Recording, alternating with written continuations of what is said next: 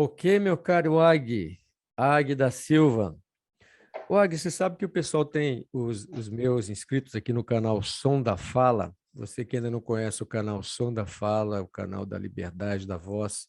E esse canal produz sempre buscando a excelência, buscando a maestria, buscando a primazia, tudo o que a voz é capaz de produzir com isso, com excelência, com primazia e com maestria. E eu resolvi iniciar esse ano com um tema que certamente é de grande valia para todos nós, todos os seres humanos, todas essas pessoas que estão buscando uma direção forte, consistente para a sua vida. Eu convidei uma personalidade incrível. Eu quero apresentar a vocês o Ag da Silva, ele é CEO da LISA Academy nos Estados Unidos, é uma agência de consultoria. Ele é coaching do programa do Grande Líder e ele é especialista em comportamento humano. Então, aqueles que vão estar ao vivo, fiquem à vontade para fazer as suas perguntas. Se você gostou do tema e já tem uma grande expectativa sobre o que vai acontecer essa noite, já deixa o seu like, já se inscreve no nosso canal, o canal Som da Fala, a liberdade da voz, Som da Fala e da aviação. Eu quero dar as boas-vindas, em primeiro lugar, agradecer muitíssimo pela participação dessa figura incrível, que é o Ag. O conheci através da minha filha em uma live, depois tive a honra de ser convidado para fazer uma live nas redes sociais dele, o que para mim foi uma coisa incrível. Então, nós estamos aqui em 2 canais no YouTube e 3 canais no Facebook, e eu passo as palavras para o nosso convidado especialíssimo, que há de nos deixar intrigado com tantas respostas interessantes sobre esses temas que são de interesse de todos nós aqui no canal Som da Fala, que é a liderança, o desenvolvimento humano e a gestão de carreira, a gestão da sua vida, baseado nesses pilares. Águia, é com você, meu amigo. Seja bem-vindo e muito obrigado por ter aceitado o meu convite.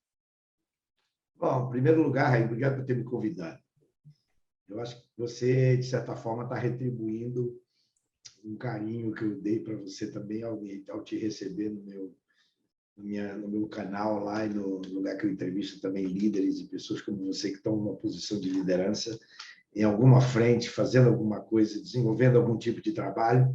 Então, eu estou super lisonjeado de ter sido convidado. Eu acho que foi realmente, para mim, um convite muito especial. Eu não hesitei nem um segundo em aceitar. Adorei o convite e aqui estamos nós para falar de todos esses temas relacionados à liberdade da fala ou da fala, como você mesmo colocou, e muitas coisas relacionadas à característica de liderança. Nós realmente somos formadores de líderes, nós formamos líderes ao redor do mundo, né? Nós estamos formando líderes hoje nos Estados Unidos, no Brasil, na América Latina, na Europa, na Ásia. Então, a gente continua com esse trabalho, com essa pegada. Eu estou no Brasil hoje, coincidentemente, vou para os Estados Unidos amanhã. Vou ficar lá pelo menos um mês para resolver uma série de coisas, visitar alguns clientes e fazer alguns trabalhos. E eu estou à sua disposição, meu amigo, para o que você quiser saber ou quiser que a sua audiência saiba ou queira me perguntar, para que a gente possa, sabe, outorgar a essa audiência incrível que você criou aí com o tempo, aquilo que realmente é de um assunto de interesse geral. Então, estou à sua disposição, Raí. Muito obrigado mais uma vez pelo convite. Em primeiro lugar, Águia, eu queria saber, você atualmente está no Brasil, mas a sua base de trabalho, a sua home base, ela é nos Estados Unidos, correto? Eu Isso, queria que você isso. falasse um pouco dessa atuação e já emendasse aí em como foi a sua carreira de construção da sua vida como líder, antes de você falar da sua mentoria, do seu trabalho de coach, da sua parte de coach de pessoas, coach de líderes. Eu queria saber desses 2 steps antes dessa carreira, belíssima. Bom, eu sou consultor de empresas há muitos anos, né? Eu comecei uma carreira de consultoria há muitos anos no Brasil, inclusive foi com uma empresa americana chamada Alexander Proudfoot. Fiquei lá durante muitos anos e nos primeiros 4 anos eu comecei como staff, no final dos 4 anos eu já era diretor da empresa. Essa empresa me deu a oportunidade de fazer vários projetos, não só no Brasil, mas como fora do Brasil. E foi lá que eu diria que a Proudfoot, na verdade, foi a minha verdadeira universidade, né? Minha formação não me deu gabarito para fazer absolutamente nada. A gente sai da faculdade com um diploma debaixo do braço e não sabe porra nenhuma, não sabe nada, não sabe o que fazer.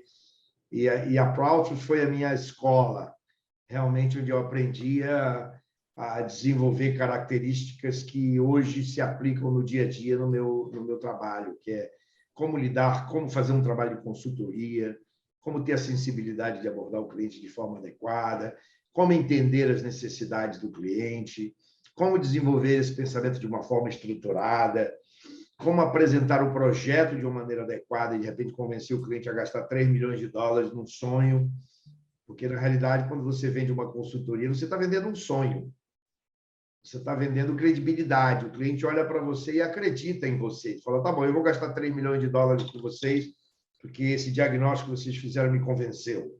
Então, você tem que ter a capacidade de fazer um diagnóstico adequado, o cliente se convence porque você foi bom e competente naquilo que você fez, e o cliente investe $3 milhões olhando para a tua cara, porque não tem nada de concreto. Não tem nada que você possa entregar para ele do ponto de vista material, um bloco, um caderno, um notebook, ou uma peça qualquer. Não, ele simplesmente acredita que você vai mudar a vida da empresa dele, você vai fazer algo melhor, você vai cuidar das dores que ele sente e que a empresa, depois da sua presença, realmente vai ser uma empresa muito mais produtiva, com muito mais resultados e muito mais números a longo prazo que justifiquem aquele investimento que ele está fazendo. Então, basicamente, foi isso. Começou dessa forma. Em 1987, depois que eu saí da Proudfoot, eu fui para o sul do Brasil e fui gerente geral de mineração de carvão no interior de Santa Catarina durante 2 anos. Eu juntei dinheiro aqui na nossa terra, aqui? Aqui na nossa terra. Aí eu juntei dinheiro suficiente para sair de lá e montar minha própria empresa de consultoria.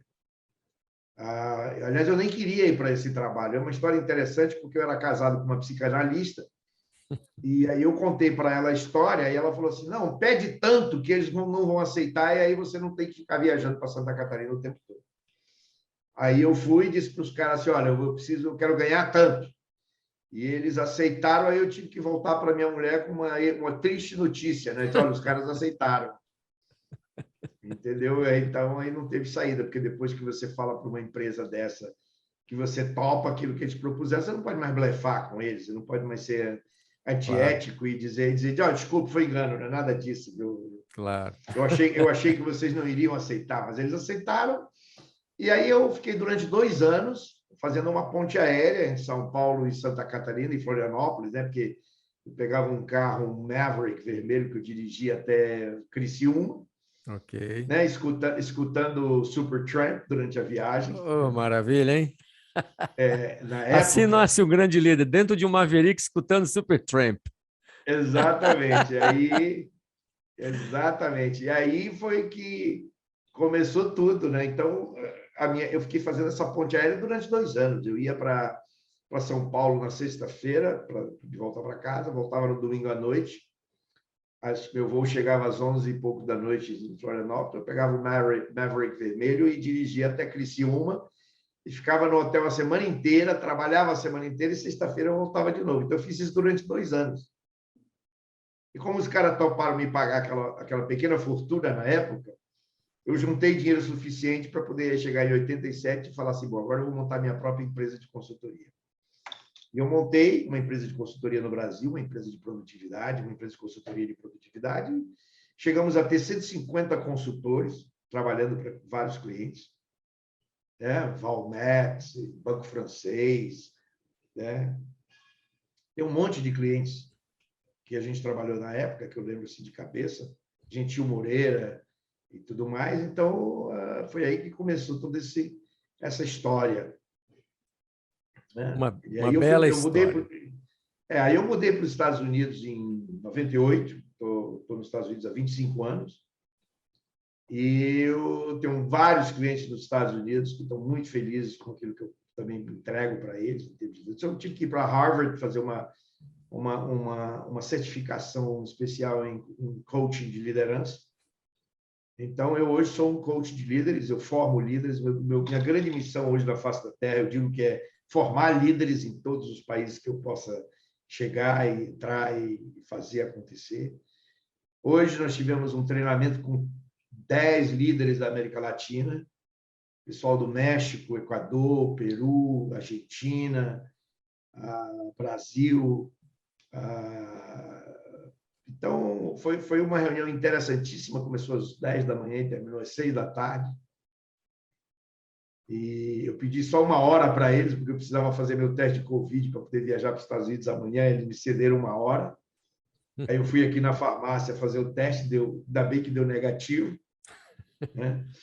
E aí amanhã eu viajo para os Estados Unidos, então eu vou ficar lá umas 2 ou 3 semanas cuidando de alguns clientes, fazendo alguns trabalhos. Hoje em dia, a vantagem que a gente tem, Raí, de ter o encontro virtual ajuda muito. Por exemplo, esse nosso encontro aqui ele é virtual. Sim. Então, isso tem ajudado muito. Eu posso atender meus clientes, mesmo estando nos Estados Unidos, eu posso atender meus clientes onde quer que eles estejam no mundo. Exato. É fato. Isso tem nos Então, ajudado. é essa a minha missão, viu? Aí, formar líderes. Eu continuo nessa pegada. E aí eu vou caminhando contra o vento, sem ler, sem documento, mas eu estou indo. É uma belíssima missão, é uma missão, foi um sábio caminho. Você é um homem sábio, conhecidamente. Antes Obrigado. da nossa assistência, dos nossos ouvintes, dos nossos internautas, né, correrem para comprar um Maverick vermelho e trocar toda a sua playlist por Supertramp, vamos escutar mais, que talvez não seja só isso, talvez tenha sido o primeiro grande passo, mas eu achei muito interessante isso aí, esse seu começo, porque eu me identifico muito com esses 2 símbolos que você colocou aí. Então, quando eu fui morar no exterior, eu não tinha mais Maverick, mas eu comprei um Muscle Car bem similar ao Maverick. E o Supertramp, até hoje, eu me atrevo a tocar algumas músicas que é uma coisa incrível, os ritmos são realmente marcantes e emblemáticos de uma época. Eu queria agora, me responde uma pergunta, Agui, antes da gente prosseguir nos temas hardcore aqui do leadership, da liderança. Você acha que um bom líder, ou um líder enfim, exemplar, ele tem que ser um bom vendedor? Por um lado, sim, porque primeiro ele tem que ser inspirador, né? O líder tem que inspirar as pessoas. E, obviamente, que isso é uma característica fundamental do vendedor. E as pessoas primeiro têm que comprar ele, ou ela. Quando eu falo ele, eu falo Homo sapiens, né? Lógico. Porque a questão do gênero aqui já não é o que se aplica mais hoje em dia. Quando se fala de ele, como líder, você já está falando dos 2 gêneros. Naturalmente. Então, ele tem que ser inspirador. As pessoas têm que acreditar nele. Então, ele não adianta ele dizer e não fazer. Quer dizer, ele não é o tipo do... O líder não é aquele que... Eu sempre digo que o padre não podia pregar castidade no púlpito da igreja e depois ir lá para a sacristia transar com uma freira, né? Pois é. Então, ele tem que pregar, ele tem que fazer aquilo que ele prega. Porque o mais importante do líder do que aquilo que ele é o que ele faz. Muita gente faz questão de ter um título. O título é o que menos importa para o líder. Eu já tive uma gerente de uma empresa que andava muito chateada porque ela não tinha sido promovida diretora ainda e tudo mais, e ela queria que todo mundo já estava tratando ela como diretora, mas ela ainda não tinha o título. Eu virei para ela e falei, olha, minha amiga, você tem que se preocupar, não te preocupa com o título, para o líder o que menos interessa é o título. O que você faz é mais importante do que o título. E ela aceitou aquilo num primeiro momento. Depois ela acabou sendo promovida e ganhou o título que ela queria, mas naquele momento ela aceitou bem o argumento e fazia sentido para ela também, porque eu tinha feito a formação, inclusive, dos líderes daquela empresa, e eu consegui ajudá-la na sua promoção, porque eram 5 diretores, homens, e ela foi a primeira mulher a subir para aquele posto e fazer parte daquela equipe de homens, e ficaram sendo 6 diretores, e ela era a única mulher. Mas eu continuo acreditando nessa filosofia. O título é o que menos importa hoje para o líder. Eu nunca usei na minha vida como consultor durante todos esses anos, mesmo sendo dono de uma empresa de consultoria, ou tendo 150 consultores trabalhando comigo e clientes muito importantes, eu nunca no meu cartão de visitas eu tive meu título, eu era o CEO da empresa. E eu dizia para o meu pessoal o seguinte: você pode enganar o cliente nos 5 primeiros minutos ou falar de abobrinha, mas depois dos 5 primeiros minutos é melhor você falar aquilo que realmente pode convencer o cliente, ou é melhor você se provar para aquilo que você realmente está ali e aquilo que você realmente sabe falar e sabe fazer. Porque o cliente vai te comprar na hora que ele ouvir você, não pelo teu cartão de visita. Tem gente que tem um título lindo no cartão de visita, mas na hora que o cara abre a boca é um desastre. Muito bom. Né? Eu sempre digo assim, fica de boca calada e deixa que as pessoas suspeitem que você é um estúpido e não abra a boca para que eles realmente confirmem aquilo que eles suspeitam, né? Muito bom. Então, você tem que, na hora que você abre a boca, você não tem que soar estúpido, você tem que realmente parecer inteligente. E você tem que mostrar que é inteligente na hora que o cliente ouve e fala assim, nossa, o que esse cara está falando faz sentido. Muito Então, interessante. essa é uma coisa muito importante na hora que você precisa se vender. Nessa hora, eu estou dizendo, você se vende, não só internamente, como líder, porque você inspira a tua equipe, mas o líder é aquele que coloca paixão no coração das pessoas, né? Sim. E as pessoas compram você, se convencem de que aquilo é uma coisa positiva, é uma coisa boa, te seguem, né? Te aceitam. E aquilo que eu digo que você tem que fazer e não só pregar é justamente porque se você fala e não faz, você perde credibilidade. E não há Exato. nada pior para o líder do que perder credibilidade dos seus liderados. Aí, pronto, aí foi tudo para a cucuia, foi tudo para o espaço. Sempre Você vai não ser assim. consegue você não consegue resgatar a confiança deles com muita facilidade. Exato. Você falou Né? nesse belo introito sobre título e as pessoas como valorizam mais a posição e o título da posição do que a autoridade para que está naquela posição em si. Isso me fez lembrar, eu tenho um filósofo que mora aí nos Estados Unidos, é brasileiro, é autor de vários livros, o Olavo de Carvalho, e eu queria saber se você concorda com isso que ele fala. É uma frase que eu ouvi dele, eu vi alguns vídeos dele, ele fala assim, que o brasileiro ele tem horror a conhecimento e ele adora posição e título. Ele baba, ele se ajoelha por posição e título, mas tem pavor a conhecimento, que realmente é o estofo da posição. O que você acha dessas palavras? Eu acho que isso confirma o que eu acabei de dizer, né? Quer dizer, eu não sei se o brasileiro, eu posso fazer uma afirmação dessa sobre o brasileiro, porque também quando você fala o brasileiro é isso, o brasileiro faz aquilo, você está generalizando. E tudo aquilo que você generaliza, você comete erros. Né? Eu não gosto muito dessas afirmações que você diz, olha, o brasileiro é desonesto, por exemplo. Você não pode nunca usar um termo desse.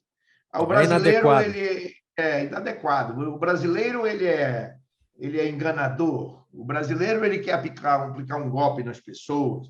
Eu não gosto dessas afirmações que generalizam.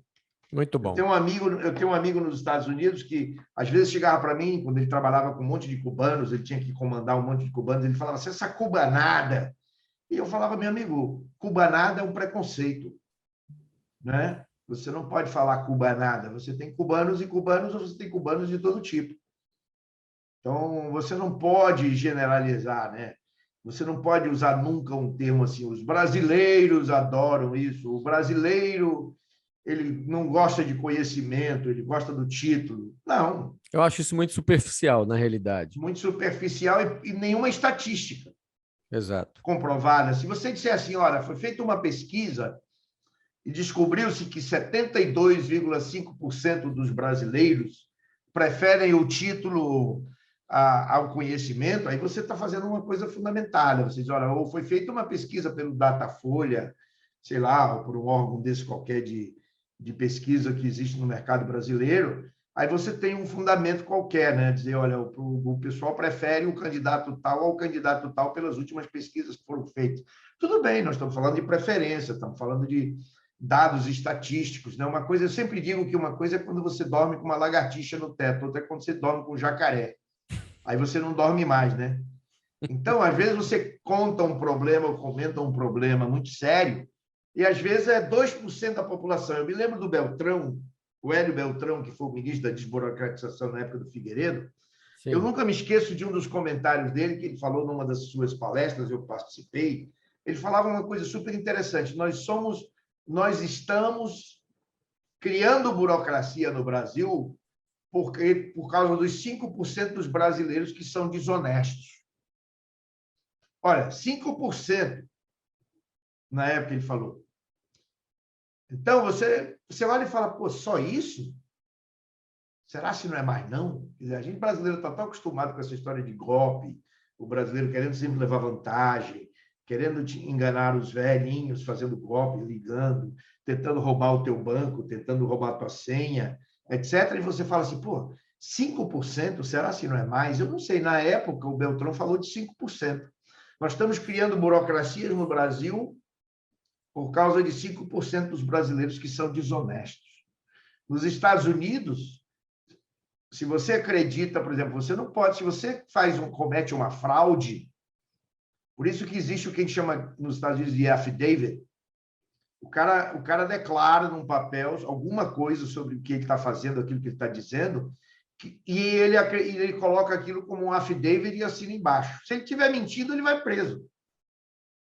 Né?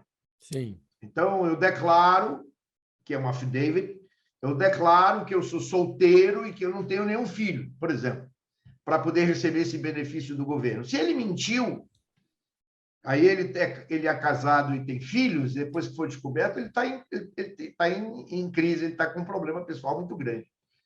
Então, nos Estados Unidos, você não tem cartório. Não existe esse termo, esse conceito de cartório. No Brasil, tudo que você faz, você tem que ir num cartório. Quer vender um imóvel, tem que ir no cartório. Né? Você precisa assinar não sei o quê, tem que ir num cartório. Você precisa fazer não sei o quê, tem que ir num cartório. No Brasil, é o único lugar do mundo que se paga a conta em uma casa lotérica. Não é? Eu estranho tudo isso aqui no Brasil, quando eu estou aqui no Brasil, porque tem um monte de atividades e coisas que eu sou obrigado a fazer que, para mim, não fazem nenhum sentido mais, mas eu sou obrigado a fazer. Né? Às vezes, você tem que pagar uma conta na casa lotérica. Você recebe um boleto, aí tem que pagar na casa lotérica. E só aceitam dinheiro. Mas você tem que pagar só num caixa eletrônico, sacar o dinheiro e entrar na casa lotérica. Eu descobri no Iguatemi aqui que tem um caixa eletrônico de um lado e a lotérica em frente. Então, eu já faço as duas coisas. Mas, assim, eu não estou acostumado com isso. Quer dizer, tem coisas no Brasil que não fazem nenhum sentido de existir. Mas não se pode crer que o brasileiro... Não se pode afirmar nunca assim, o brasileiro é desonesto. Sim, eu acho isso um absurdo. Um Porque aí absurdo. eu incluo você, né, Raí?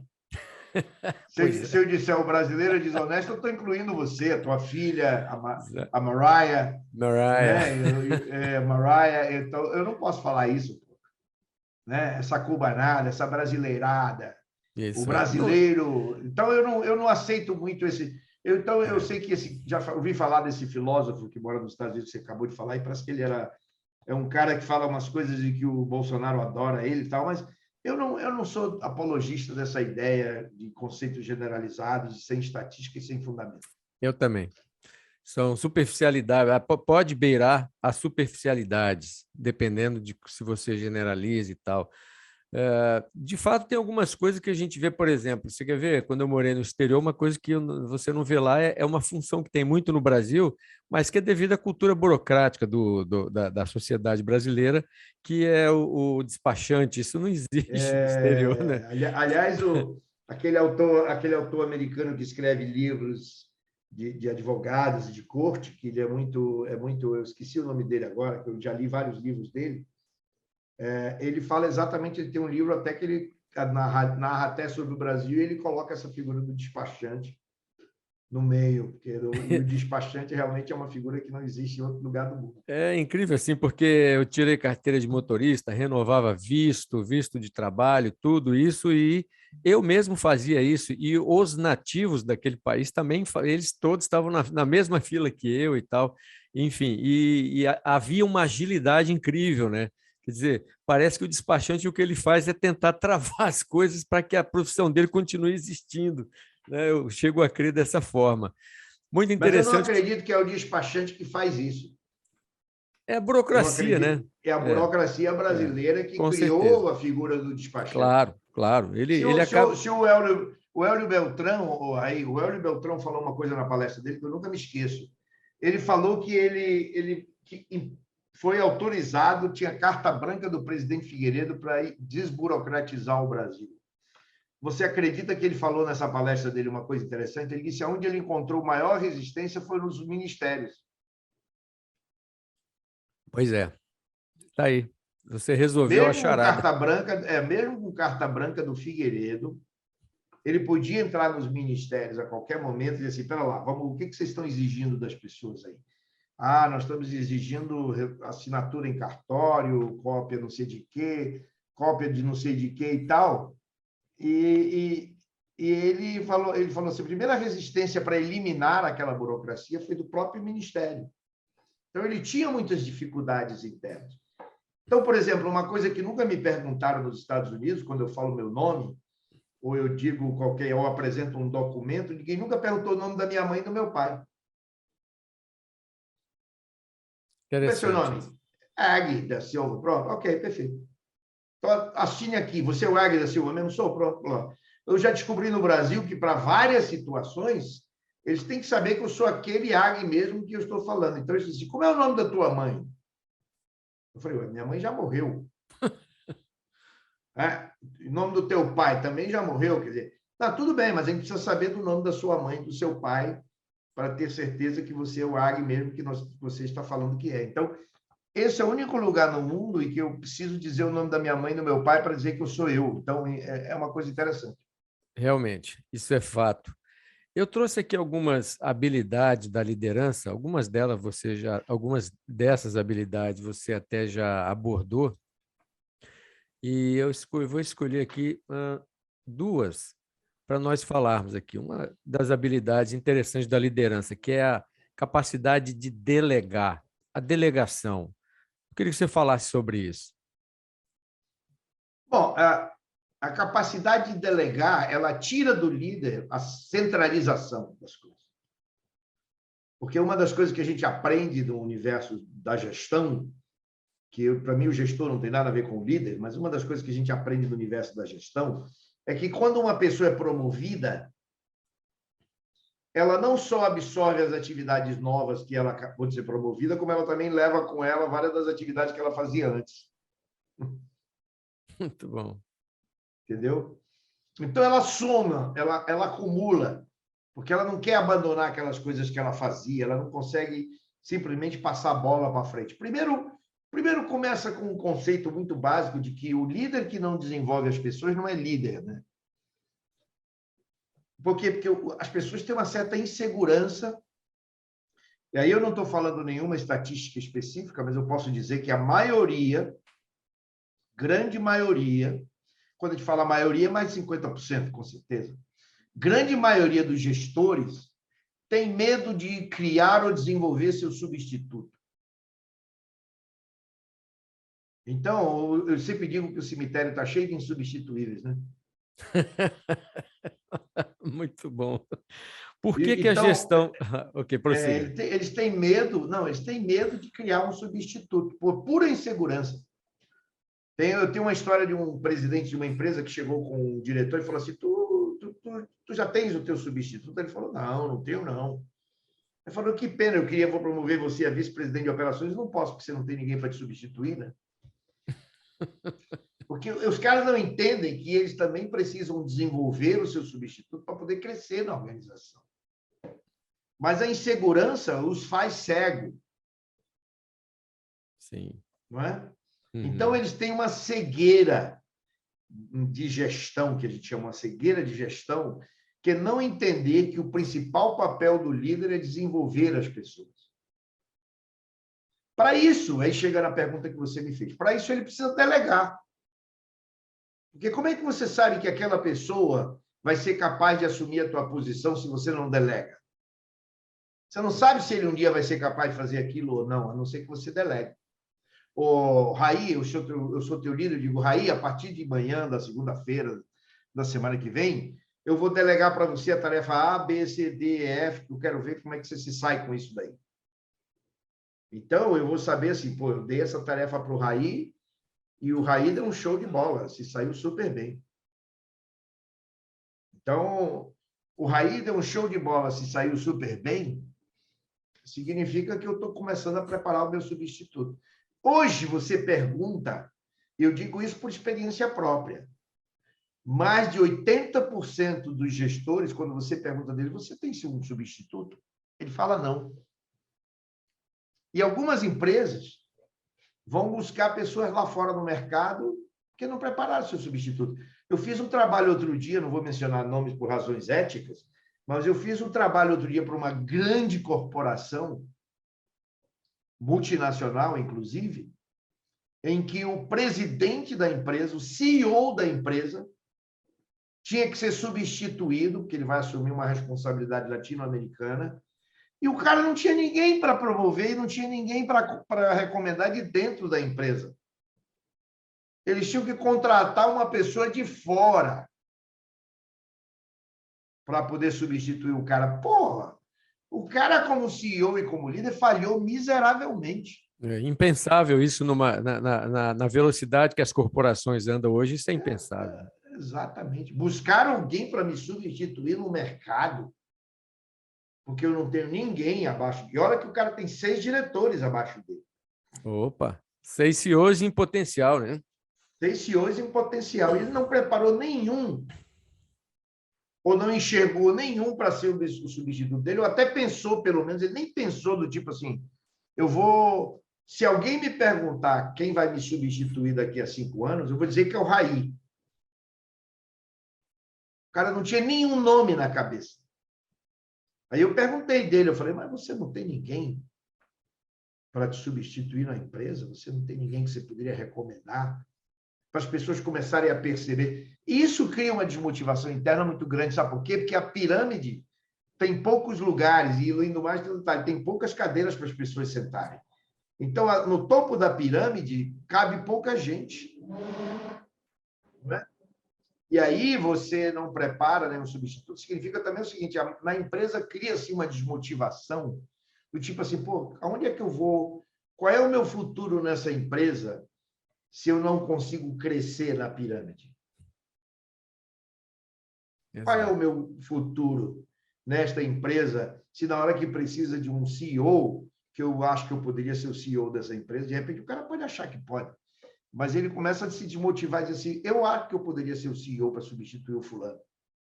Por que ele não recomendou a mim? Não importa se o cara tem uma pretensão equivocada ou não, né? Ninguém pode avaliar isso antes por antecipação, mas ele vai se desmotivar, né? Ele não vai... Eu agrego a sua fala nesse quesito de motivação, que um dos elementos mais causadores de desmotivação nas corporações é o tratamento desigual. E você acabou de me dar um exemplo de tratamento desigual, porque se você tem 6 diretores ali, são as bases da tua gestão, da tua liderança, e você não confia neles para ser o teu próximo, para o próximo nível e tem que buscar fora, isso basicamente já se constituiu numa grande elemento desmotivante, que é o tratamento desigual, a injustiça. Eu sempre uso a frase que diz assim, perante Deus todos os homens são iguais, a começar pelos gêmeos, né? Mas na realidade não é bem assim, né? Não Agora existe essa história. Eu estou anotando aqui algumas coisas que dá tempo, né, de acompanhar o teu raciocínio aí, porque tá na velocidade do Maverick indo para Santa Catarina. E olha que eu andava chutado, viu? Eu tô feliz de eu ter sobrevivido, viu? Porque eu chutava. Vamos desviar um pouco. Eu tinha um pé pesado. Imagina. Vamos desviar então um pouco, depois a gente volta para a liderança. Mas é liderança também. Você já andou a 200 km por hora no Maverick ou em outro automóvel qualquer? Já. Eu também não já a cometi essa 200 milhas. Não, 200 milhas aí é muito.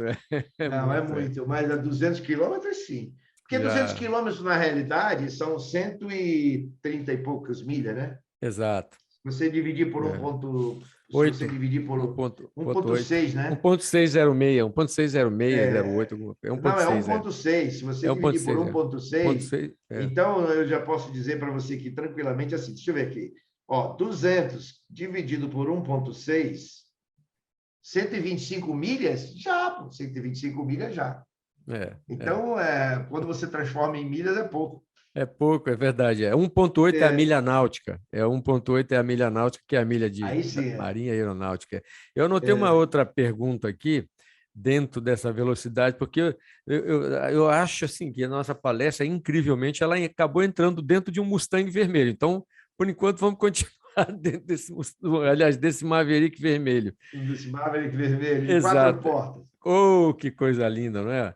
Por que que a gestão não tem nada a ver com o líder? Que foi uma afirmação que você fez agora há pouco.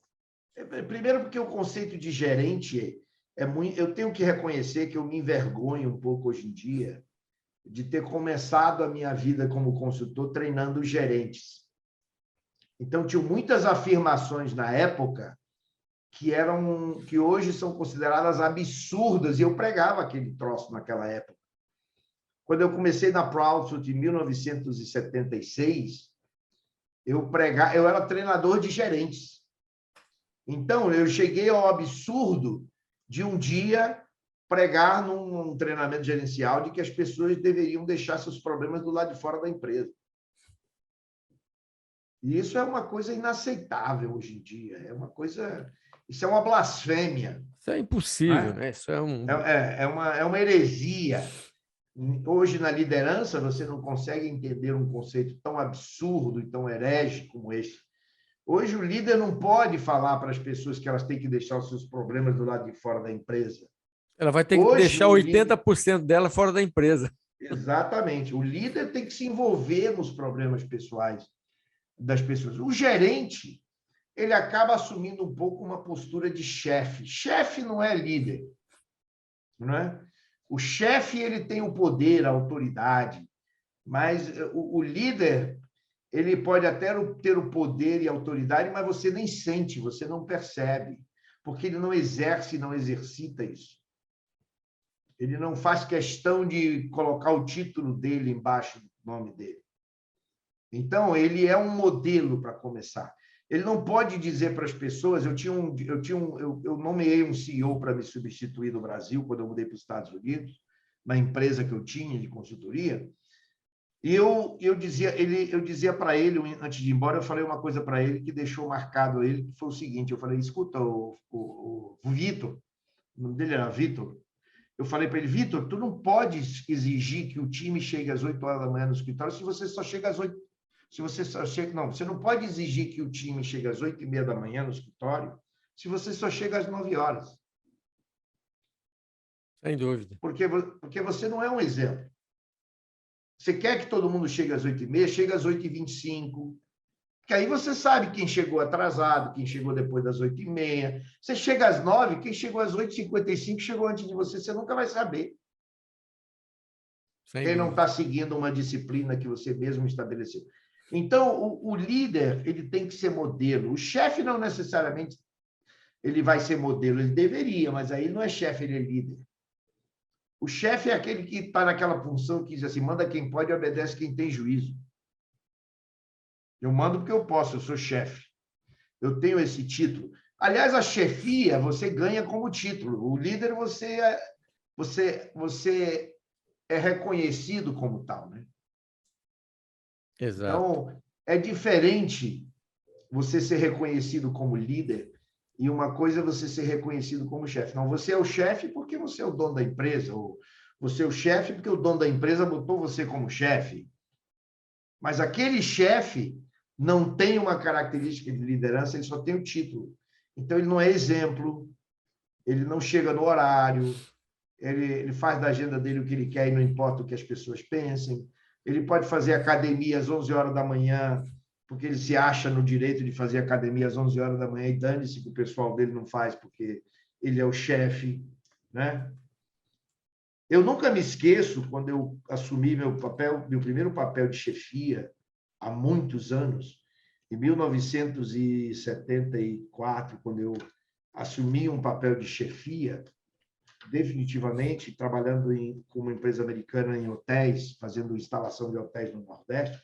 Eu nunca me esqueço que eu tinha um texto ridículo atrás da minha parede, que você deve conhecer até hoje, que diz assim, o chefe sempre tem razão.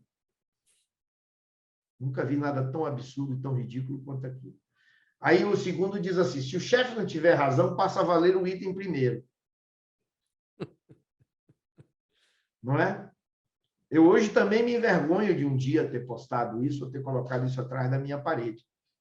Mas aí é aquela história, você vai aprendendo, se você aprende com seus próprios erros, você é inteligente.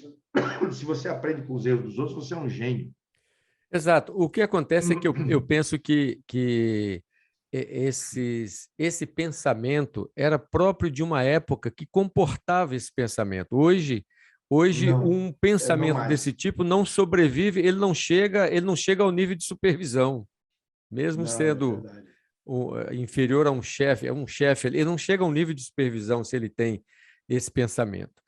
E aí eu conecto aqui com uma outra habilidade da liderança. Eu dei inúmeros seminários e treinamentos e cursos de oratória e muitas coisas me marcaram. Eu sou absolutamente influenciado por essa ciência. Para mim, a oratória, a economia, que por acaso eu também sou economista, é intitulada como a rainha das ciências, mas para mim a rainha das ciências, de fato, é a oratória. Antes de fazer a pergunta para você, me ocorre aqui um pensamento de um filósofo grego, Isócrates, não é Sócrates, Isócrates. O Isócrates, ele dizia que se por um infortúnio da vida ele tivesse que perder todas as suas habilidades, mas lhe fosse dado a dádiva de escolher apenas uma habilidade para manter, ele escolheria o dom da fala, o dom da oratória, porque a partir desse dom ele recuperaria tudo o que ele perdeu. Eu venho com a pergunta para você: todo líder é um bom orador ou todo bom orador é necessariamente um líder? Qual é a correlação na sua Não, não, opinião? não tem nada a E ver o uma que isso coisa tem com a a ver outra. com a comunicação essencial à liderança?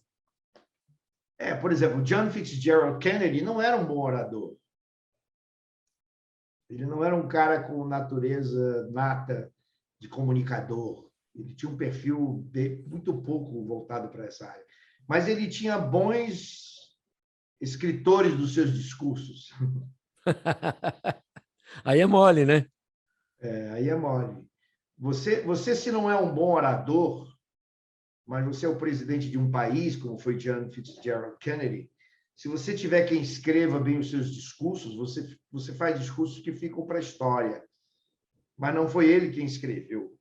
Aquela frase clássica que ele disse, que ficou na história dos Estados Unidos, em que ele vira e fala assim: este é o momento para você se perguntar o que eu posso fazer pelos Estados Unidos e não o que os Estados Unidos podem fazer por mim. É uma frase clássica, que sempre é atribuída a ele, mas claro que foi dito num discurso dele. Mas não foi criada por ele. Hoje, os presidentes e os líderes, na posição deles, têm grandes editores ou escritores e que fazem um discurso que ficam para a história. E eles nunca escreveram uma palavra daquele discurso. Né? Então, ele não é, muitas vezes, nem é um grande orador. Se tirar aquele papel da mão dele, ele se perde. Aliás, tem presidentes, já tivemos presidente, inclusive no Brasil, né? A Dilma é um bom exemplo desse. Se tira o papel dela, ela tirava o papel dela, coitada, ela se perdia na oratória de um jeito que é dramático. Até hoje nós temos histórias e alguns discursos históricos dela, quando ela Exato. falou de maneira espontânea, né? Era uma espontaneidade além do limite, né? Exatamente. Espontaneidade, Então, né? então o líder ele não é necessariamente um grande orador, mas o líder, e é isso sim o John Kennedy tinha, e um pouco pelo nome dele, Kennedy na época, e um pouco pela história dos Kennedy, um pouco pela questão até da forma como ele foi eleito na época também, contra os republicanos, que foi a preferência americana para o momento, ele foi conhecido como um grande orador, mas, na realidade, ele lia bem os seus discursos, eram bem escritos, e seus textos ficaram para a história. Não é? Então, tem outras frases do Kennedy famosas, que a gente pode citar aqui em vários momentos. Né? Este é um sonho do americano, por exemplo, ele criou a paixão no americano, na disputa e na Guerra Fria com os russos, de que os Estados Unidos chegaria primeiro à Lua. E isso ele foi capaz de transmitir, também através dos seus discursos eloquentes, essa inspiração no povo americano, que acreditou muito nele. Mas ele era odiado pelos racistas, né? Tanto é que dizem que ele foi assassinado porque ele gostava dos pretos ou dos negros na época e tudo mais. Então, eu não duvido muito dessa questão, porque ele realmente era um nigger lover, como eles costumam usar, né? Aquela expressão americana que diz, era um nigger lover na época dos anos 50, que eles atribuíram esse termo que hoje em dia é inaceitável. Sim. Se usar até, mas na época era conhecida dessa forma. Eu não repito porque simpatizo com o comentário de forma alguma, eu repito para transformar o nosso discurso aqui também em uma coisa muito mais realista. Claro. Eu sempre digo que eu não tenho amigos racistas. Na hora que eu descubro que eu tenho amigos racistas, eles deixam de ser meus amigos, por total incompatibilidade de gênero. Isso. Né? Eu não muito sou racista em absolutamente nada. Né? Eu não tenho nada contra nenhuma cor, nem divergência, nem negro. Aliás, eu fui cabo eleitoral do Barack Obama.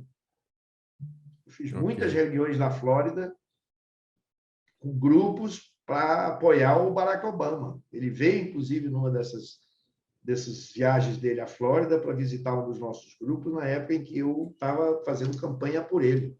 E eu chorei no dia que o Barack Obama foi eleito presidente. Para mim foi um momento emocional, foi um momento emotivo na minha vida.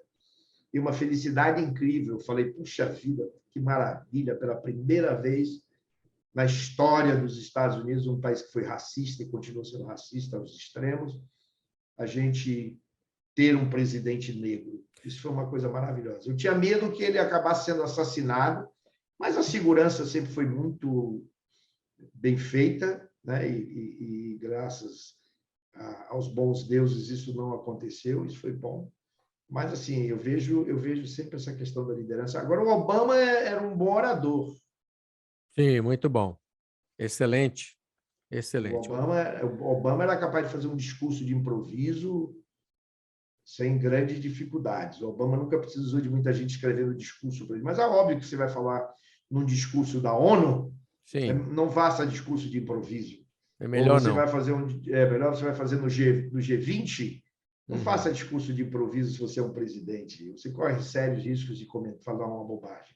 Com certeza. Então, que você vai se arrepender pro resto da vida. Então, eu diria que o Obama foi realmente um grande orador. E o bom orador, ele tem suas vantagens. Ele tem suas vantagens. A sua capacidade de convencimento é uma delas. Sim. Né? De trazer pessoas para o seu lado e conseguir seduzir as pessoas de uma forma que você seja visto como um grande líder.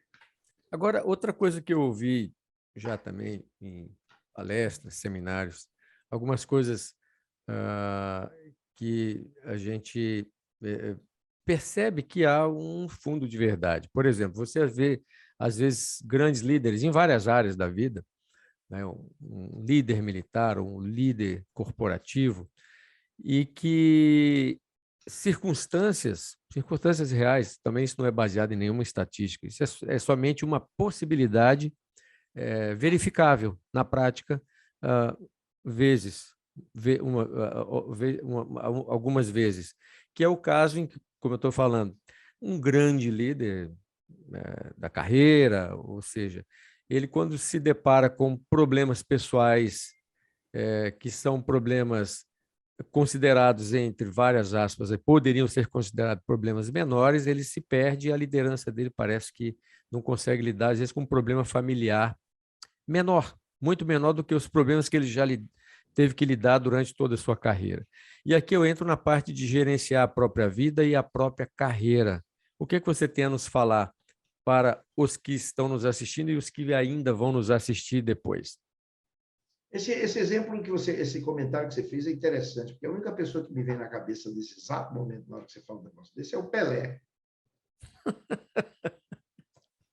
O Pelé, que foi considerado o atleta do século, foi um péssimo nos seus affairs, nos seus personal affairs, né, nas suas coisas pessoais, que chegou ao ponto de recusar o reconhecimento da própria filha, que era a cara dele, era a filha dele, e não dá para entender o que passou na cabeça do Pelé para ele recusar o reconhecimento daquela filha, que ela depois acabou morrendo de câncer, não sei do que ela morreu, e simplesmente, ou ele estava extremamente influenciado pela sua mulher atual, da época, que era a mulher dele na época, e seguiu, sei lá, mas aí ele era muito fraco, porque sem personalidade para tomar decisões próprias e deixar ser influenciado pela própria mulher, se era o caso, se foi esse o caso. Mas até hoje uma coisa que não deu para entender foi esse tipo de atitude, de comportamento do Pelé com relação à filha dele. Então, isso tem muito a ver. Tem pessoas que às vezes são muito bons em gerenciar os seus negócios, mas péssimos em gerenciar a sua vida pessoal.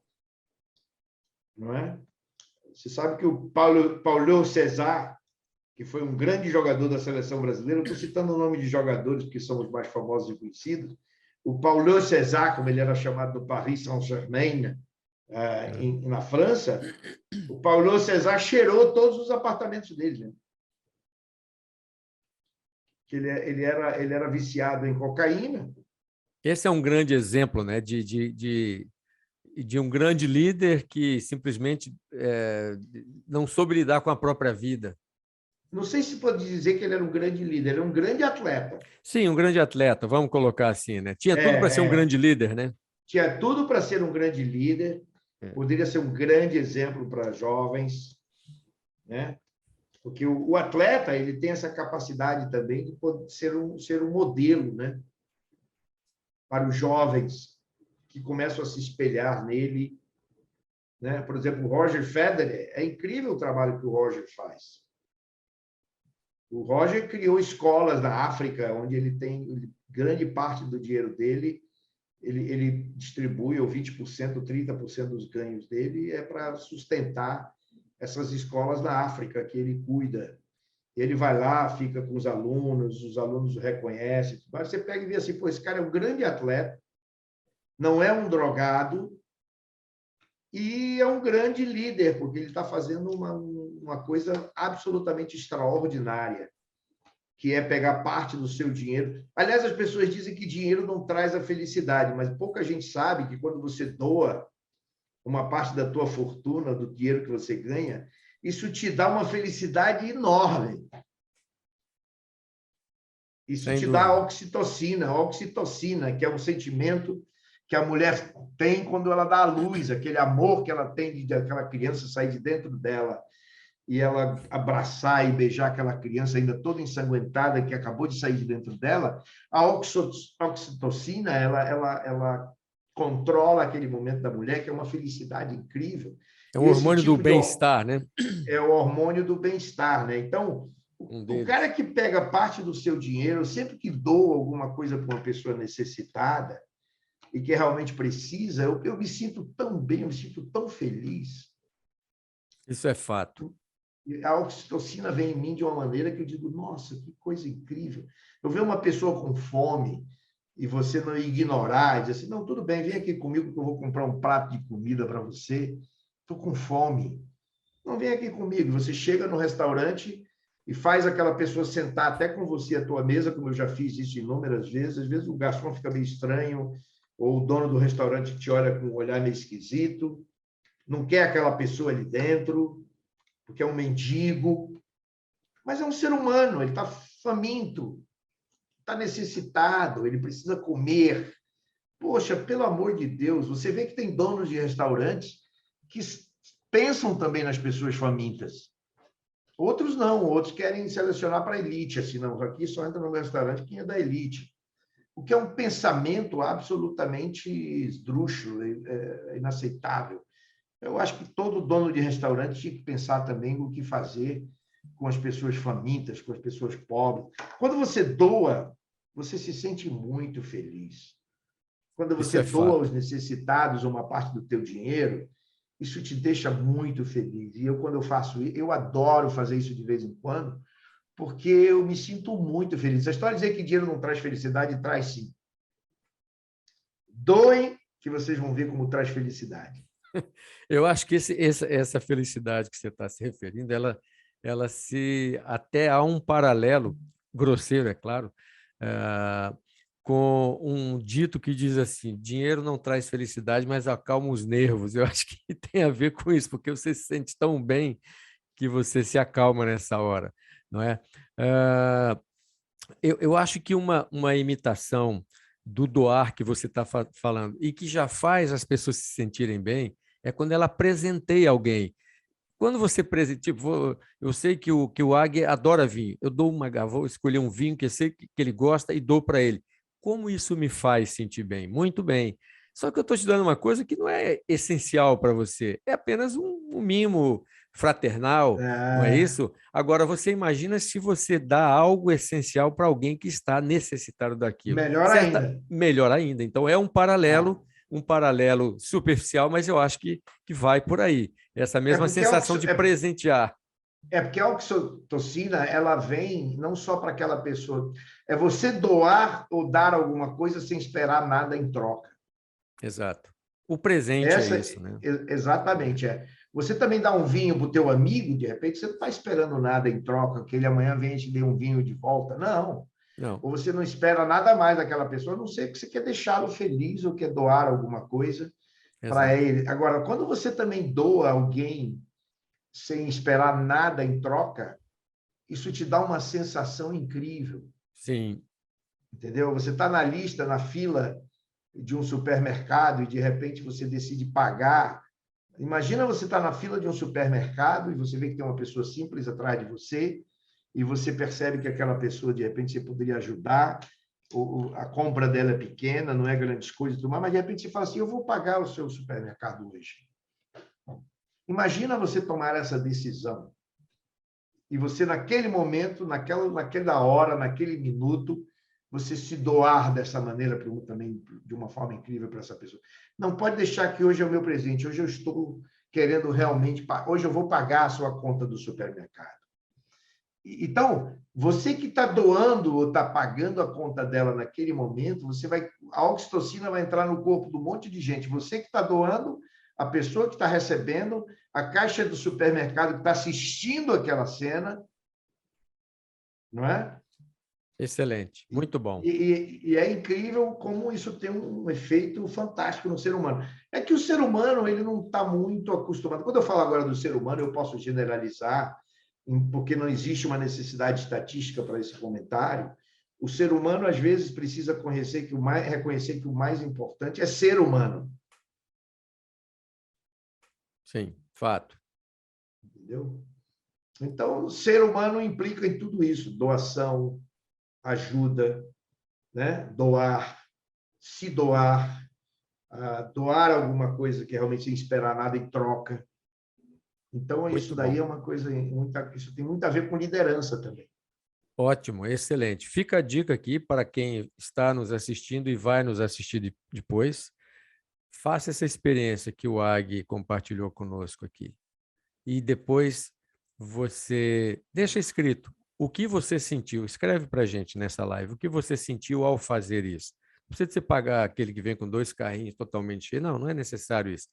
Mas faça um ato similar a esse e depois você escreva se você recebeu um influxo inesperado de ocitocina. E você e os que estão ao seu lado. Não é isso? Agora, Agui, o grande desafio eterno das lideranças. Isso desde Alexandre o Grande para ir para trás, né, pregressamente, e de agora para diante, para sempre, que é conquistar a adesão voluntária das pessoas. Você já raspou nesse tema aí com várias das suas falas preciosas, mas conquistar a adesão voluntária das pessoas esse é um desafio eterno das lideranças. É seu esse tema. Bom, primeiro, vamos corrigir a coisa voluntária, né? O voluntário, ele vem em troca de alguma coisa. Por mais que se chame voluntário, ele vem em troca de uma crença em uma missão, né? Eu tenho uma pessoa que me pede ajuda financeira de vez em quando, ela está no meu Facebook, e essa pessoa, ela cuida de animais abandonados, cães abandonados, gatos abandonados. Ela tem uma missão na vida dela, que ela é cuidar desses bichinhos, e ela não faz isso por amor. Ela não faz isso em troca de nada. E, de vez em quando, ela pede ajuda e eu ajudo.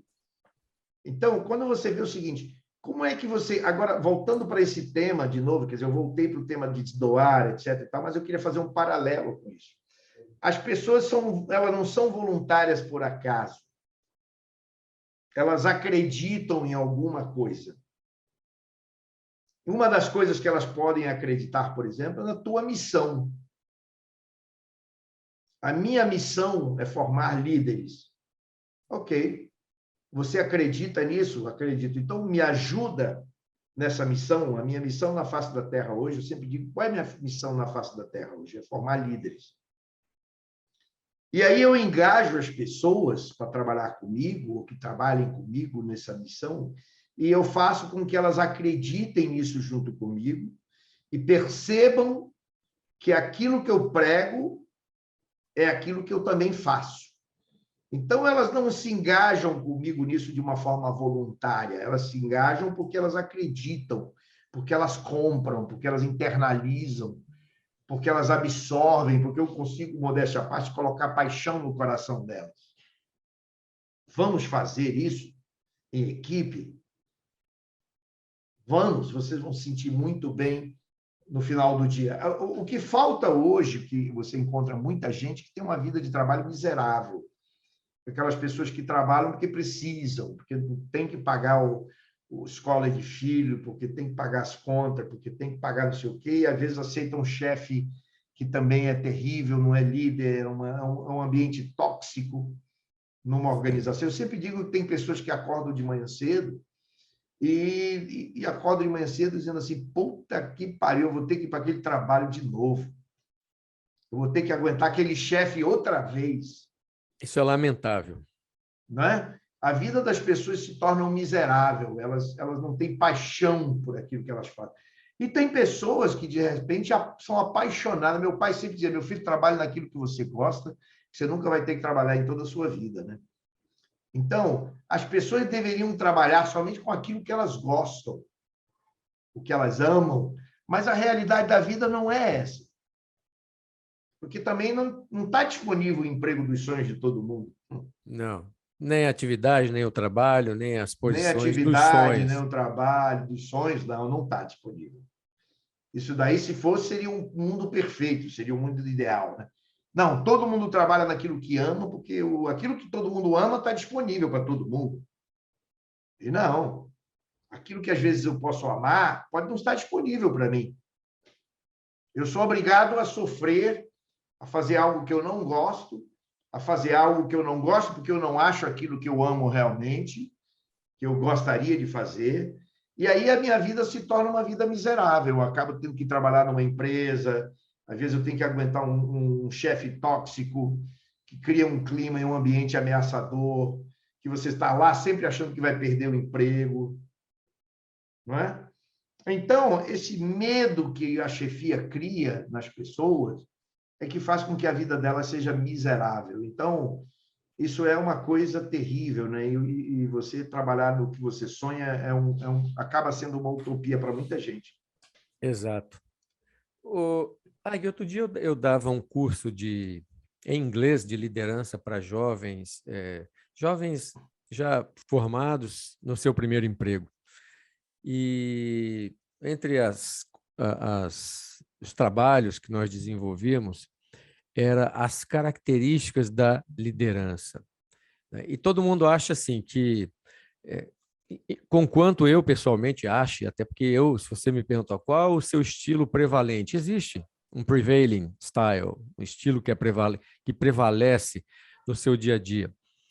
Mas que quando circunstâncias mudam, o seu estilo prevalecente ele dá lugar, ele se retira e dá estilo e dá lugar a outro estilo, a outro comportamento de líder, né? E era assim, claro que eram jovens ali na faixa dos 25 anos, que ainda tem muitas coisas para vivenciar, e era unânime que o melhor estilo de líder era o líder democrático, o líder apaziguador, ou o líder... e tinha várias características, né? E aí eu colocava a título Playing the Devil's Advocate, né? Fazendo o papel do advogado diabo, eu falava assim, escuta, mas e se a situação muda completamente, tipo, começa um incêndio lá embaixo do seu prédio, você vai ser democrático para perguntar o que os seus liderados acham que você deve fazer, ou você vai ser mais diretivo e, quem sabe, até autoritário? Daí eu entro com a provocação. O que seria essa característica do líder entender essa flexibilidade de acordo com as circunstâncias? Você acha que isso é fato ou isso é uma fantasia? Por enquanto não acontece, é uma fantasia, né? Porque na janela de Joe Harry, existem 4 janelas, 4 quadrantes, em que um delas é o desconhecido, que você nunca sabe como você vai agir no dia que você tiver um revólver na sua cabeça, ou alguém te assaltar e colocar o revólver na sua cabeça. Eu já fui assaltado no centro de São Paulo, às 3 horas da tarde, dentro de um caixa 24 horas, alguém botando um revólver na minha cabeça e outro colocando uma faca na minha barriga, que para mim foi um choque, mas eu não estava preparado para aquilo. Aquilo para mim era desconhecido. Você nunca pode definir previamente, né, o que pode acontecer numa circunstância dessa para cada pessoa. Então, eu sempre digo assim, o cara encontra uma onça no meio do mato e ele vira e fala assim, valei meu nosso Senhor Jesus Cristo. Se o senhor for meu amigo, me salve dessa onça. Mas se o senhor for amigo da onça, sempre naquele toco ali que o senhor vai ver a maior porrada que já teve entre um homem e uma onça, né? O que você vai fazer nessa hora que você está no meio do mato, na floresta amazônica, e de repente você está desarmado e você se depara com uma onça? O que você faz? Você corre, você enfrenta. Se correr, o bicho pega, se ficar, o bicho come, e cabe muito bem nessa hora. Sim, essa é perfeito. Não é? É Então, perfeito. assim, o que você faz? Você enfrenta, você vai, agarra o bicho, enfia o dedo nos olhinhos dele, para ver se você consegue, né? Porque dizem que tem animal que você, não sei se é o tubarão ou que um dia te agarrar, ou um dia tentar te morder no fundo do mar, você enfia o dedo nos olhos dele, ele vai embora e te deixa, sei lá, tem muitos mitos aí. Mas o que você faz nessa hora? Então, realmente, as circunstâncias, elas te levam a comportamentos surpreendentes. Por outro lado, você também tem líderes situacionais, que foi o porteiro de um prédio, que na hora de um incêndio entrou no prédio para salvar 3 crianças, 3 bebês. E conseguiu sair dali com 3 bebês no colo e salvou do incêndio. Ele não só virou um herói, como foi um comportamento heróico, corajoso, e que o cara se transforma no líder situacional. Perfeito. Porque a circunstância e a situação fez com que ele agisse daquela maneira. Agora, ele esperava agir daquela forma? Nem ele sonhou. Nem ele imaginou. Ninguém pensa. Ou o pai que, de repente, abriu a boca do jacaré para tirar o filho, que aconteceu na Flórida, quando o jacaré pegou o filho dele, o cara, naquela hora, criou forças e ganhou força para abrir uma boca de um jacaré. Dizem que a maior mordida que existe na face da terra de um animal é do jacaré.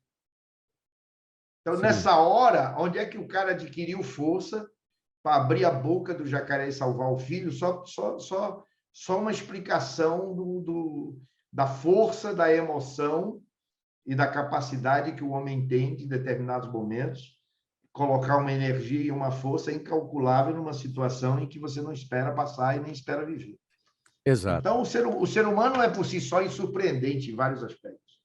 Sim, eu ia te falar sobre, achei interessante esse tema que você abordou, e eu ia te perguntar, e você basicamente já respondeu, mas você pode complementar.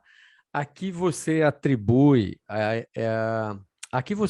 essas ações, essas atitudes, essas decisões inesperadas em momentos cruciais? Seria somente uma base condicionada ou algo que nós não conhecemos intrínseco ao ser humano? Não é Sabe a base condicionada, condicionada? mas não é uma base condicionada, né? Porque não existe uma experiência anterior, não existe um precedente. O que às vezes descreve isso é como uma liderança situacional também. Aquele cara lá do Garcês, que lá no meio da floresta amazônica alertou a aeromoça de que o piloto estava indo na direção errada, né? E chamou a atenção, e depois o Garcês foi ver que estava indo realmente na direção errada, assistindo aquela partida de futebol do Chile e do Brasil, no Maracanã. Inesquecível. Essa inesquecível, ele teve um papel de liderança ali. Ele pegou, alertou de uma situação que nem o piloto tinha tomado conta. Ele foi pela posição do sol. Ele Então, nós estava estamos indo na... totalmente, a consciência, o situational awareness dele, desculpa, a consciência situacional deles, que é um elemento do fator humano de segurança de voo, que nós da aviação compreendemos muito bem, e que você está descrevendo tão bem, e com exemplo tão interessante, a consciência situacional daquele cidadão estava a pleno naquele momento, E ao vocês contrário do sabem cockpit. exato, e é exatamente o cara que ajudou a salvar os sobreviventes do pouso forçado. Foi ele que emergiu também como líder e Sim. salvou a população que conseguiu sobreviver ao pouso. Ele não conhecia nada da floresta amazônica, ele não tinha, mas ele tinha noção pelo menos ele tinha um direcionamento baseado no sol, que já era um grande fator. Sim, ali mostrou que ele estava dentro da situação e não estava simplesmente sendo conduzido, ele estava ahead of the situation, not behind of the situation, Exactly. né? À frente da situação e não atrás dela. Isso é o que define uma consciência situacional apurada. Ah, deixa me ver aqui, eu ia partir para essa próxima aqui, mas você falou uma coisa tão interessante, eu acabei desviando e esqueci de perguntar, mas vamos ver, nós estávamos falando voltando à base condicionada, era isso que eu queria, voltando à questão da base condicionada. Por exemplo, as tripulações de voo, né, não só de avião, de navio também, e outras tripulações, enfim, de trens, de viagem, eles têm, porque essas pessoas, tripulantes em geral, eles lidam com sistemas assim, os sistemas onde eles estão são desastres sob controle. São altas pressões, altas velocidades, altos volumes de tudo que você imaginar. Por exemplo, você imagina uma Vale do Rio Doce, né, me ocorre isso agora porque foi uma empresa onde eu dei palestra de liderança, de gestão lá, foi muito interessante, e eles quiseram que eu fizesse toda uma análise com a questão da aviação e das tripulações. Aquela gente, eles lidam com altos volumes de tudo, altas temperaturas, enfim, aquilo é um desastre sob controle. E essas equipes, as tripulações, são mantidas em treinamento constante para que haja uma base condicionada quanto ao que fazer na hora que o inesperado sobrevier. Eu volto à base condicionada para você na questão da liderança. Pode falar. Ok. Bom, quando você fala de base condicionada, nós temos que entender que tudo aquilo que criou uma situação condicionada para qualquer indivíduo, ele é baseado em experiências anteriores. Ele tem uma coisa, não tem uma coisa nova no processo, ou seja, para ele não é uma coisa nova. Na liderança, a base condicionada, ela faz parte de um amadurecimento no relacionamento humano. Isso é que é uma coisa interessante.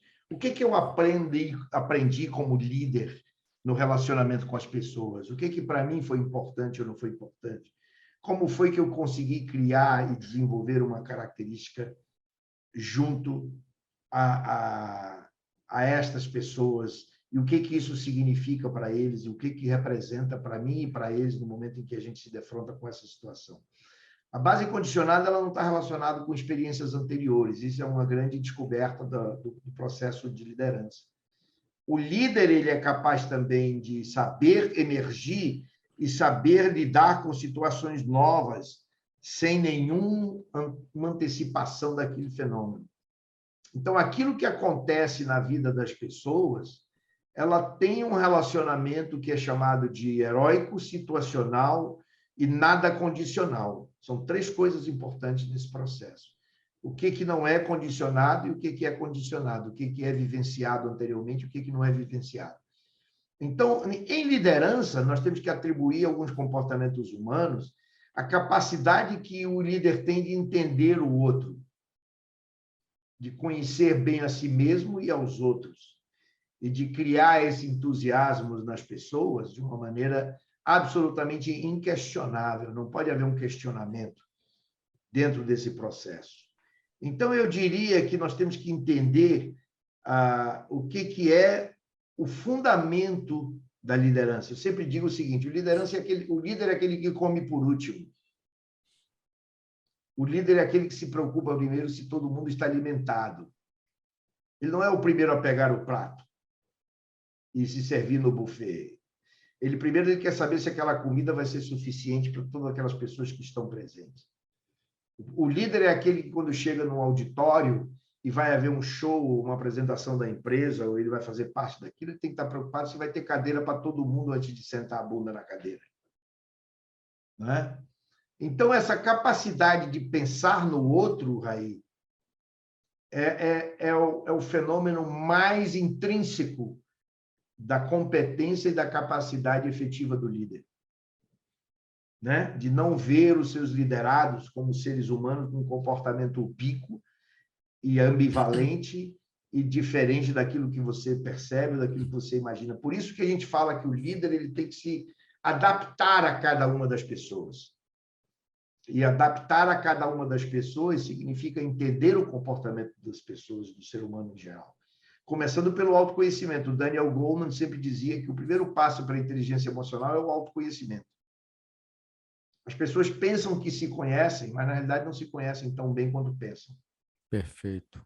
Então, o segundo passo do entender o autoconhecimento e o comportamento pessoal, o segundo passo importante na liderança é a inteligência emocional, que é a capacidade de lidar com situações de forma mais inadequada possível e saber se sair bem dela sem reagir de uma forma inadequada e de uma forma autoritária, sem exercitar um papel efetivamente de conciliatório. Então, isso aí eu diria que é o principal papel do líder nesse momento, quando a gente fala disso. Antes de partir para o acionamento da sua taça de vinho, que eu copiei isso das suas lives, ok? Vou adotar também no nosso briefing. No nosso briefing eu falei isso para você que nós faríamos isso. Eu vou adotar isso copiado aí da sua estratégia. Eu achei muito interessante. Né? Nós vamos brindar alguma coisa antes de eu partir aqui para. Oh, maravilha! Isso aqui foi enviado pelo meu amigo Nuno de presente. Oh, ele escolheu, fez uma seleção. Qual é o vinho rótulo? chama-se El Interminable. Ah, nunca vi. É Interminable. É Interminable. Ele A mim me suena muito lindo.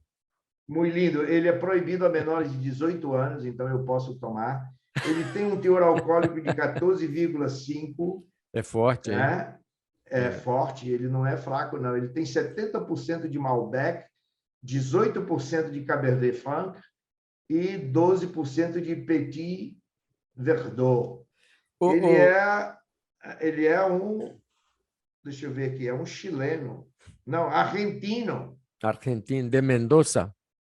Não, del fim del mundo, de Ushuaia. Ushuaia, sim, ali próximo ao Chile, lá no sulzão. Sim, sem fim. Antes de você abrir, você vai me dar a opção de pegar ali o abridor. Sim, não, a gente ainda tem alguns assuntos a tratar. Então, vamos lá. Eu vou só deixar aqui o vinho separado. Isso, para abrir e a gente poder comemorar isso daí, tá bom? Sim. Para quem vai nos assistir ainda, para quem já está nos assistindo, essa é a primeira Leadership Conference. E ninguém mais à altura para abrir essa série de lives que teremos aqui no canal Som da Fala do que o meu querido Águia da Silva. Ele deu uma verdadeira aula de coach de liderança, passeou pelas nuances do comportamento humano. Tem sido uma coisa incrível. Reveja o vídeo e você vai aprender muitas coisas para a tua gestão de carreira e gestão de vida. E eu decidi agora que isso aqui será uma grife do nosso canal, a Leadership Conference. Então, você pode esperar, Ag, que você vai ter que me dar a honra outras vezes de estar aqui Obrigado, será conosco um prazer, será um prazer. na nossa conferência de liderança, no Líderes Sem Fronteiras. Semana que vem nós teremos um outro convidado, uma pessoa também incrível, né? Fica de surpresa depois, eu não vou dar um spoiler, como os youtubers falam, né? Não vou dar spoiler.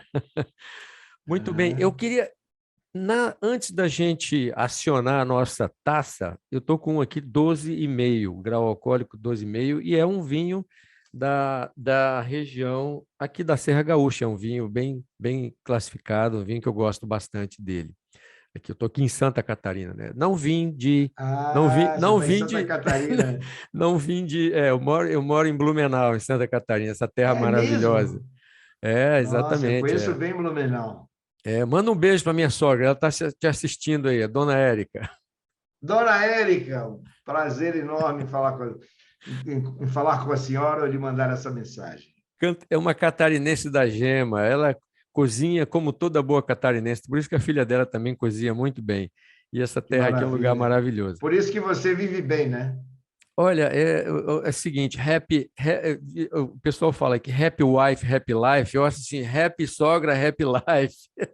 Nossa, que maravilha. Você elogiar a sogra é uma coisa muito rara também, hoje em dia. Mas ela merece, ela é uma pessoa muito bacana, ela é uma pessoa, eu Uhum. aprendo muito com ela. Parabéns a você e É, a sogra. muito obrigado. Eu queria, antes da gente acionar a nossa taça, eu queria te perguntar o seguinte, vamos finalizar com isso. Meta. O que a meta, o que a gestão de meta, ou o que fazer surgir uma nova meta na tua vida, o que isso causa nas tuas emoções de líder? Bom, vamos começar do princípio. Em primeiro lugar, aquele que não tem meta, lhe falta o essencial, né? Aquela frase clássica que a gente conhece de cor e salteado, se você não sabe para onde você vai, qualquer caminho te leva lá, né? Tá certo? Eu sempre Correto? brinco assim, falo assim, se você vai a algum lugar, você prefere, e você tem que montar um cavalo, você quer um cavalo rápido ou um cavalo lento? Porque algumas pessoas falam assim, eu prefiro um cavalo rápido. Eu falei, depende, se você estiver indo na direção errada, é melhor ir num cavalo lento, né? Tá certo? Exato. Uma parábola africana que diz assim, se você quer ir rápido, vai sozinho. Se você quiser ir longe, vai junto. Né? Então, meta é uma definição de chegada. Para onde é que eu vou nessa minha vida? Né? Eu tive o hábito, durante toda a minha vida, de projetar minha vida sempre 10 anos à frente. E tudo funcionou como eu descrevi. Então, eu disse assim, daqui a 10 anos, eu quero sair de Manaus. Aí eu saí de Manaus. Daqui a 10 anos, eu quero ser o diretor de uma empresa multinacional. 10 anos, eu fui diretor de uma empresa multinacional. Daqui a 10 anos, eu quero sair do Brasil e morar nos Estados Unidos. Em 10 anos, eu saí do Brasil e fui morar nos Estados Unidos. Daqui a 10 anos, eu quero desenvolver um trabalho e ser reconhecido em muitas empresas americanas pelo trabalho que eu faço em formação de líderes. Aconteceu tudo isso que eu estou falando para você. Depois eu projetei há 10 anos, eu falei assim, em 10 anos eu quero voltar ao Brasil e formar líderes do Brasil, levar essa experiência adquirida no mercado americano, com empresas americanas, com a minha formação em Harvard, e levar isso, foi quase que um déjà vu, porque aconteceu isso comigo em 1993, quando eu encontrei o Thomas Hendrickson, E ele, quando eu vi aquele ferramenta de DISC, porque eu trouxe o DISC para o Brasil, eu falei, eu vou levar isso para o Brasil, porque o Brasil precisa disso. Então, isso aconteceu comigo novamente há 10 anos. Eu falei, o Brasil precisa dessa formação de líderes. E hoje eu estou de volta no Brasil fazendo esse trabalho com empresas brasileiras, multinacionais, mas que estão no Brasil, e está dando muito certo. Eu acabei de criar a LSA Brasil, eu estava só com a LSA americana, eu acabei de criar a empresa brasileira. Aliás, eu emiti hoje a primeira nota fiscal, a número 1, da Excelente. empresa brasileira para um cliente meu. Eu Vamos até falei incluir com isso no ele. brinde. Vamos incluir isso aí no brinde. Exatamente. Eu até falei para ele, né? Eu falei, Marcelo, vai aqui, ó, a primeira fatura da LSA no Brasil vai ser entregue para você, para a sua empresa.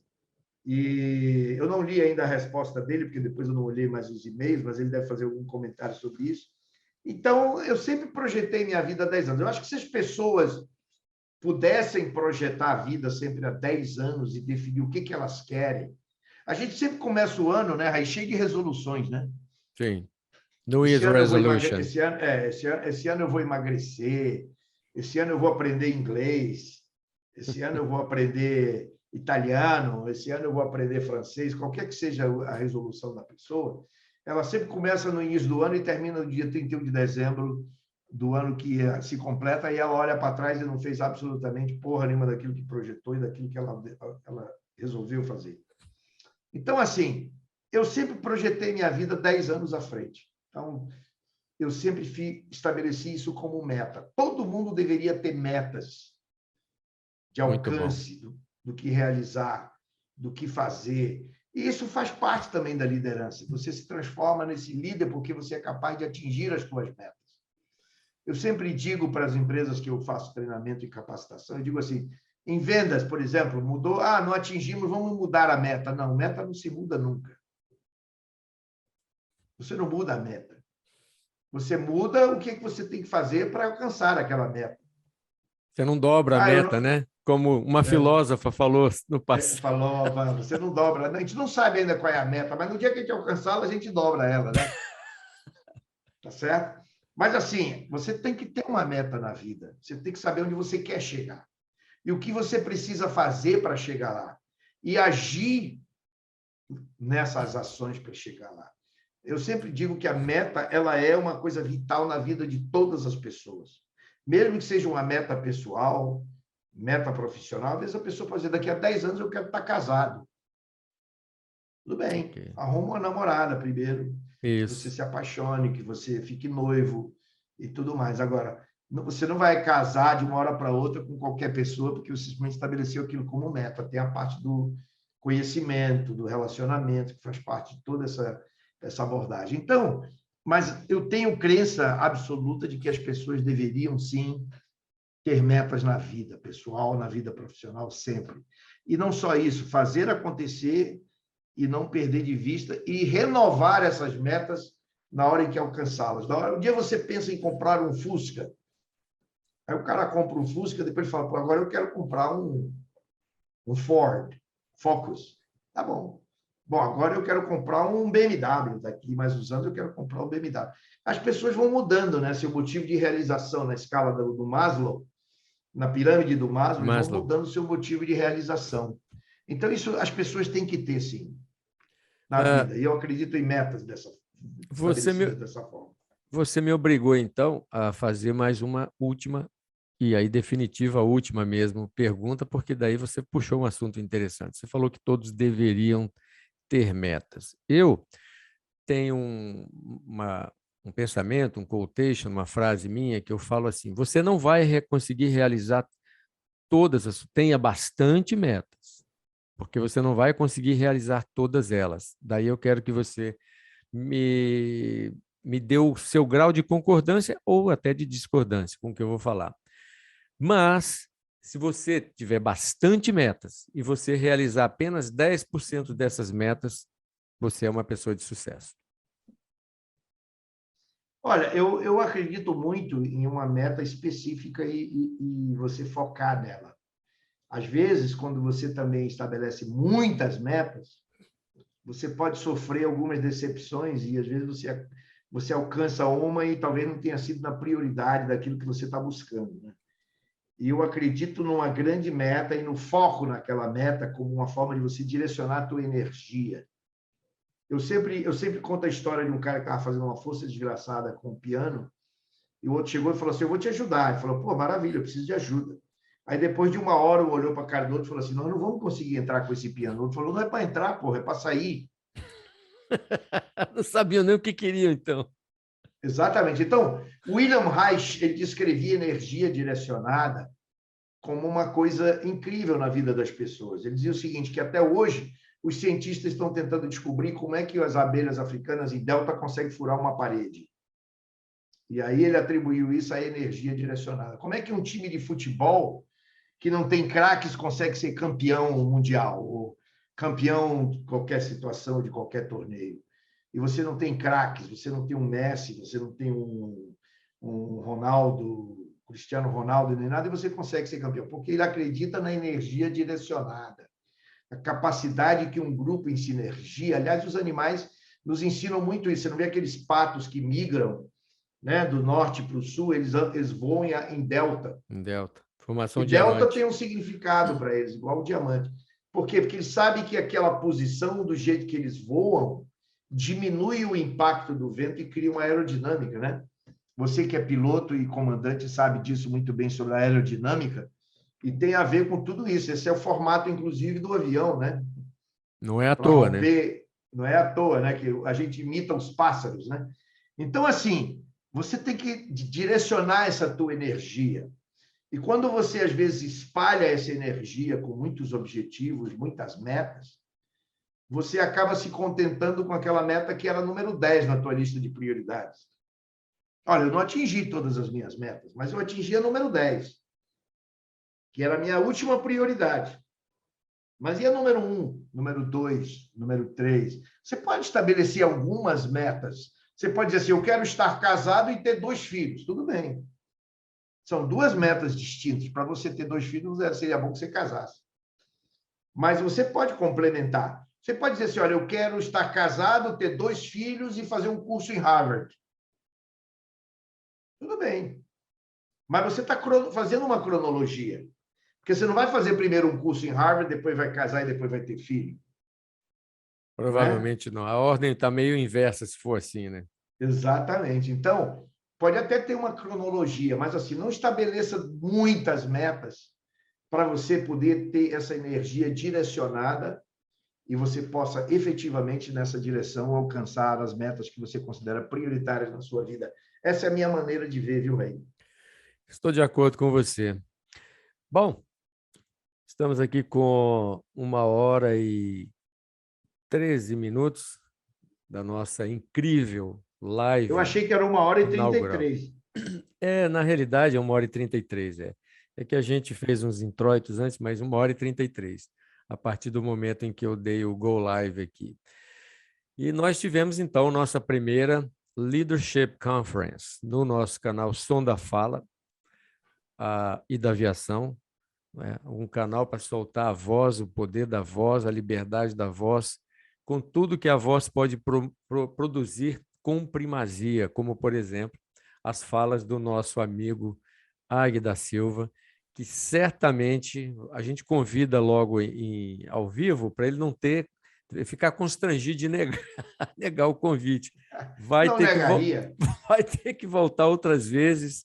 Eu penso que isso seria uma coisa para a gente fazer com uma certa frequência, porque seguindo as suas próprias orientações, isso aqui é uma doação de serviço às pessoas que estão necessitando de orientações nessa área, de como seguir na sua carreira, de como gerenciar a sua carreira, de como ser o líder da sua própria vida e de como prosseguir até e ascender uma posição de liderança, porque, pessoalmente, eu não acredito que o líder nasce feito. Eu acho que existem pessoas que têm mais propensão à liderança, mas a liderança, o dom da liderança, ele é um dom que ele pode ser desenvolvido, ele pode ser aprendido. Nós, seres humanos, aprendemos coisas por imitação. E eu acredito que as pessoas... Desculpa te interromper, mas se líder nascesse feito, eu estava desempregado. Pois é, eu também acredito nisso. Por isso que eu sou afeito a essa tese de que o líder ele pode sim aprender a ser líder, Claro, aprender as competências necessárias. claro. Primeiro começar, eu acho que primeiro começa por melhorar como pessoa. Quando você começa a melhorar Uhum. como pessoa, você já começou o processo de liderança, porque você começou aquilo tudo que você vem falando, se tornar um exemplo, se preocupar com o próximo, a questão da ocitocina que você tão brilhantemente explicou e que eu acho que eu considero, julgo o ponto alto aqui da nossa live de conferência de liderança. Eu achei uma coisa incrível e até sugeri às pessoas que estão nos ouvindo e que vão nos assistir que pratiquem isso e depois deixem escrito o que aconteceu quando você praticou um ato de extrema generosidade sem esperar nada em troca. São essas as minhas palavras e antes de passar para as palavras de considerações finais, eu quero que a gente prepare a nossa taça de vinho e que você vá pensando ao que você vai querer brindar neste fim de Ok, live de encontro, meu amigo Agui. tá bom. Deixa eu abrir rapidamente esse. Fique à vontade.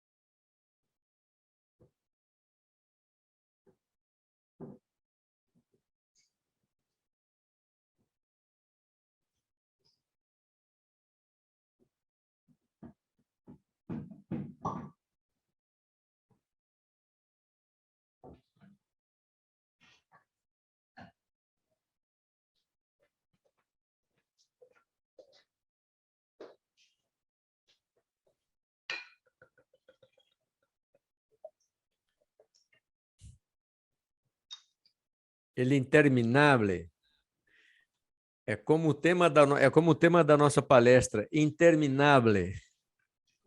É interminável. Ah, Raí, eu brindaria o ser humano que é capaz de doar.